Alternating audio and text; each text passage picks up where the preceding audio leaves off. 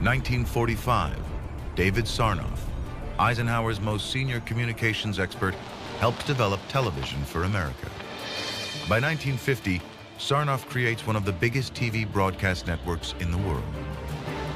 TV may be a new form of entertainment, but it's also the most powerful communications device in existence. Sarnoff recognized that there was going to be awesome power, and that with that awesome power was going to become awesome responsibility. By 1970, the American public is watching more television than any nation on Earth. Over 5 hours a day for every man, woman, and child. There are more TV news programs than any country in the world. Over 70% of the adult population watch the television news every evening.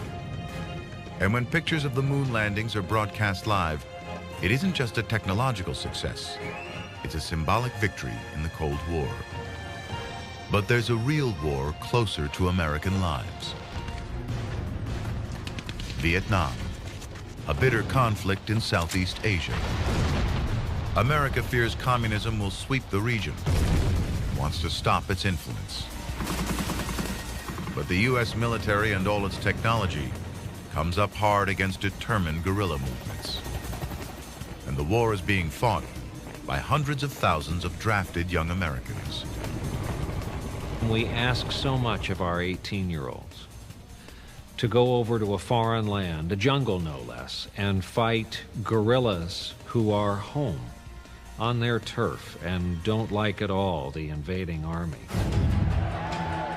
The generation that's fighting the Vietnam War are the baby boomers, the biggest ever American generation. Over 50 million new Americans born in 15 post-war years. This huge generation are unlike any Americans who've come before. And their influence and attitude towards society are destined to change the face of America. But the baby boomers aren't just rebelling against their parents' values. People began to attempt to effect from the streets the highest levels of foreign policy. The baby boomers want an end to the Vietnam War. They take their protests to the streets. But the willingness to stand up for what you believe in mass demonstrations of revolt, that's very American. In the Vietnam War, people were unwilling to die for something they didn't believe in. 1970. There have been thousands of anti-Vietnam War protests. Kent State, University, Ohio. The National Guard are ordered in to control 500 protesting students. Television is here watching.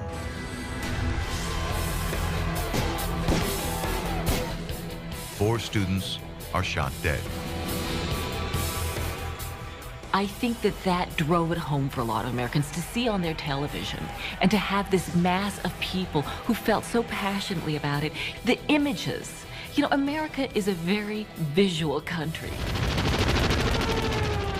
And because Vietnam is the first televised war, battles and casualty lists are daily news events.